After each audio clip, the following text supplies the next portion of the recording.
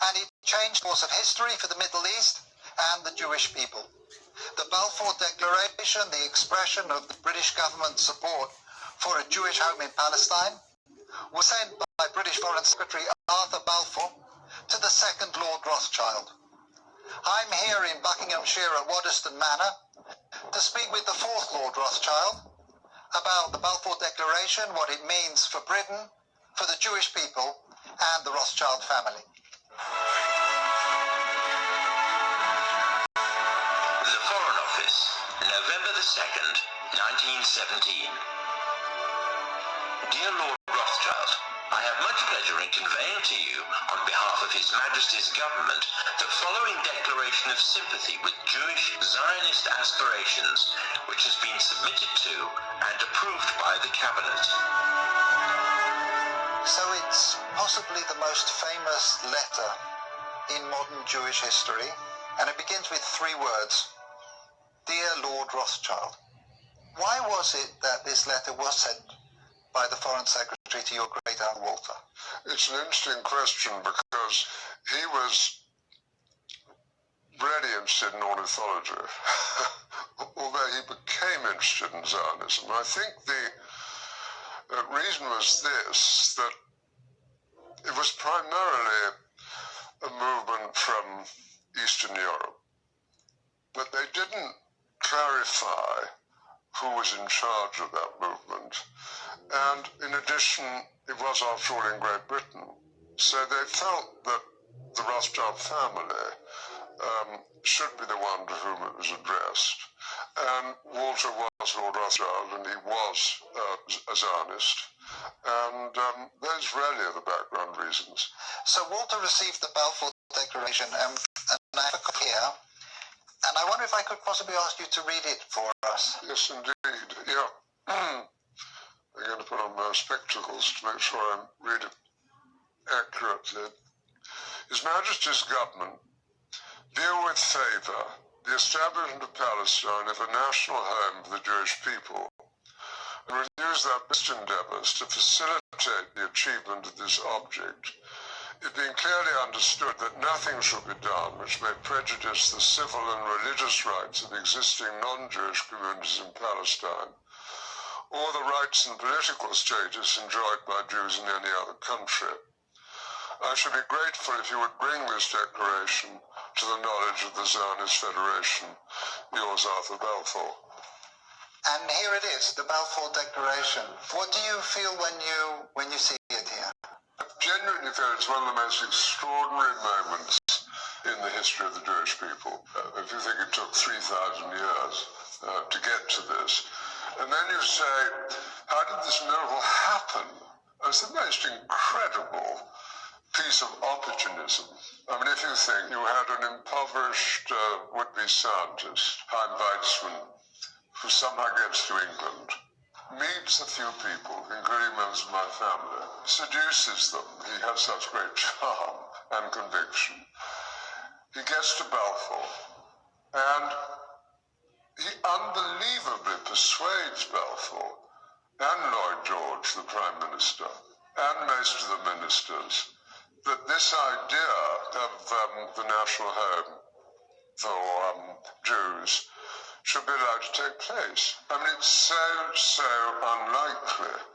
And then he, starts to fight a difficult battle with the British cabinet, and this letter goes through 5 drafts, as you know. And in the end, it comes out as a rather compromising letter. I mean, the essential point is there for the Jewish community to fasten on to. You have the first bit, which promises a national home rather than the national home, and then you have the bit that nothing that's to be done should in any way harm the Arab community.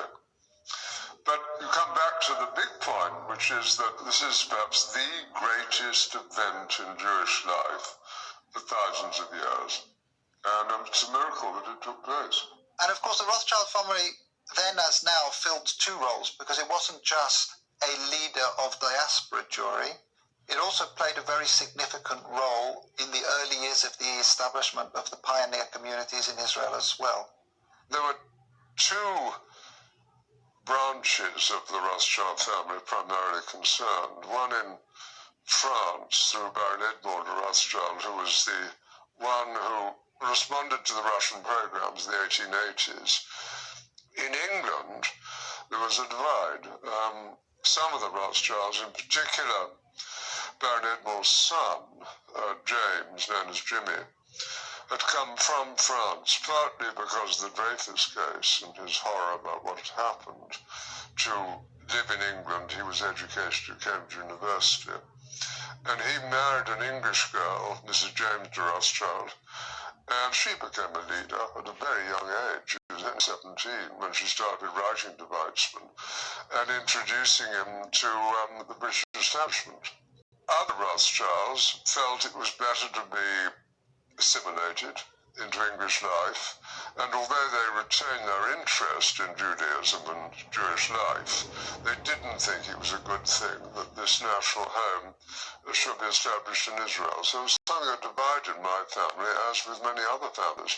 I wonder, as somebody who moves in the highest echelons of British society and is very close to Israel, whether you in your life feel a tension between concern for Israel and loyalty to Britain? No, I don't personally feel that. I mean, I've been completely committed to Israel since the early 1960s, and have been there every year since. So I don't feel that conflict, but I have, of course, feel a huge loyalty to Great Britain. Just tell us a little bit more about Walter, the second Lord Rothschild, because he was an unusual and colourful character. He was a deeply eccentric man, but from a very early age his passion was collecting. He rode a bike to Ring Park on a giant tortoise. He had a zebra carriage. A carriage pulled by zebras. Yes. He collected on a massive scale birds, insects, fleas, It was butterflies. the largest single collection created by a single individual. I think that's true. I think certainly in Great Britain, I think probably anywhere, he was the greatest collector of ornithological material. His niece Miriam writes that for 2 years, as one of his eccentricities, he didn't open any of the letters that were sent to him and stuffed them away into wicker baskets. And it does make you wonder what would have happened if the Balfour Declaration, the letter, had been one of those letters that he'd actually, Yes, stuffed.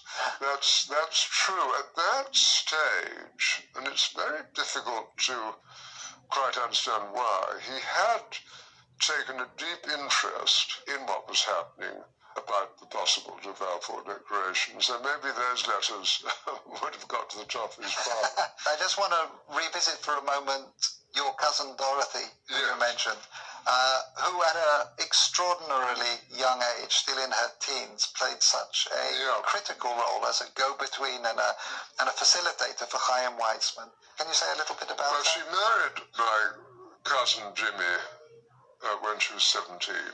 So this is your cousin Dorothy, Dolly. Yeah, Mrs. James de Rothschild. And from her teenage years onwards, she was a major supporter of Israel, wasn't she? Major supporter. I mean, she worshipped her husband, who'd been deeply committed, son of Baron Edmond.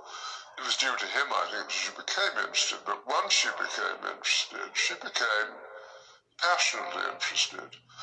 After his death, she became even more committed. She just wanted to carry out his wishes and what he cared deeply about. And then she had her own personality, a deeply good human being who was quite unselfish. She devoted herself to this place, to Israel, and to a few friends, and had a wonderful life. And you can read letters from her to Weizmann and from Weizmann to her when she was only 17. And what she did, which was crucially important, was to connect up Weizmann with the British establishment.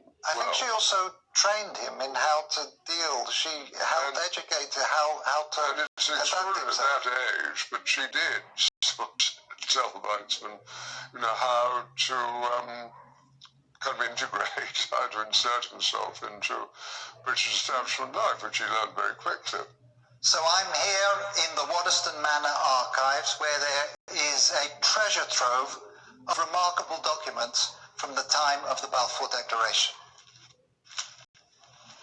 We have the correspondence here between the teenage Dorothy and her husband James, and it's really a love story. Here Dorothy is writing to James. She says, "Jimmy, I thought I would not like one day to pass without giving you a piece of news you have never heard before. I love you." But of course their correspondence wasn't just romantic correspondence. Here we have detailed letters describing her dealings with Zionist leaders, her advice and her suggestions regarding the conferences of the Zionist movement. And here we have a letter that the young Dorothy, still not 20, sent to Dr. Ian Weitzman, where she's talking about the meetings that she's arranged for him. And as we've heard, she was helpful in training and preparing him to enter into the highest echelons of British society to advance the cause of the Zionist movement. She was an important character in your life as well. She really introduced you to Israel in some way. She was a crucially important character in my life. I became a trustee of Yad Hanadib over 50 years ago. Which is the Rothschild Philanthropic Foundation. Yes, our foundation. And I think I first went in 1962. Can you share with us your sense of what things have been changing in Israel since that first visit?